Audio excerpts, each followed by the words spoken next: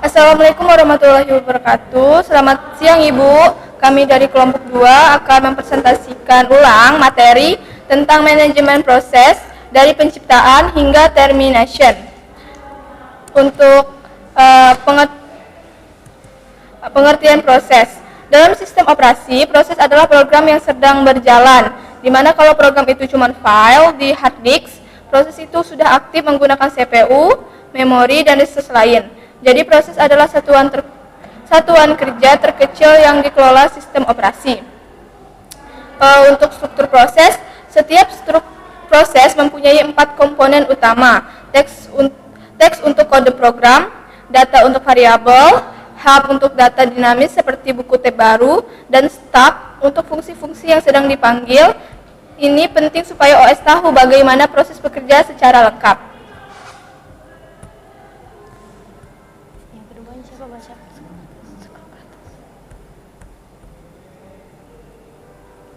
4. Status proses. Proses tidak selalu berjalan. Ada 5 status utama, yaitu new, ready, running, waiting, dan terminated.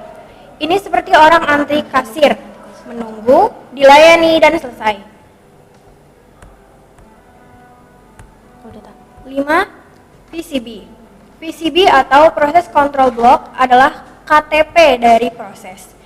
Di dalam PCB ada PID, status, posisi instruksi terakhir, dan informasi memori. PCB ini dipakai saat CPU berpindah dari satu proses ke proses lainnya.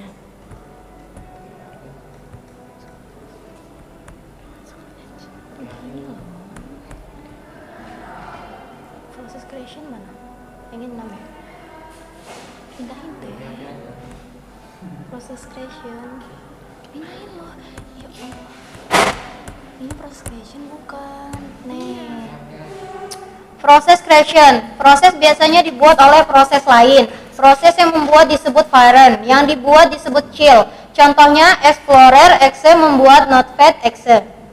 Scheduling, karena banyak proses mengantri. CPU perlu scheduler untuk menentukan siapa yang dijalankan. Algoritmanya ada beberapa. FCPS, siapa duluan datang. SJF, yang paling cepat dulu. Round robin, sistem giliran. Priority, proses penting dulu.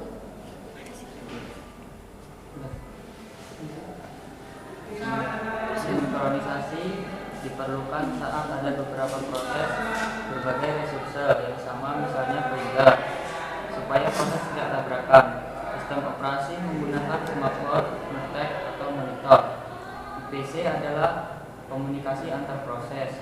Ada 2 cara: message passing, di mana proses mengirim pesan lewat OS, dan shared memory, di mana 2 proses berbagi area memori.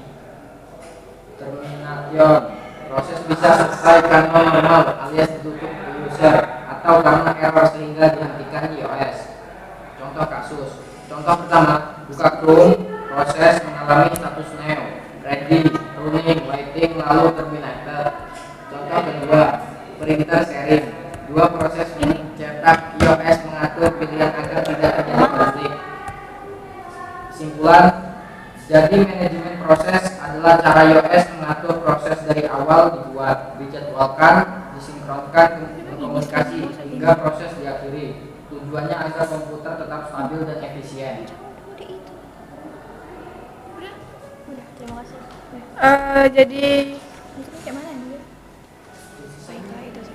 Jadi baiklah itu saja presentasi ulang yang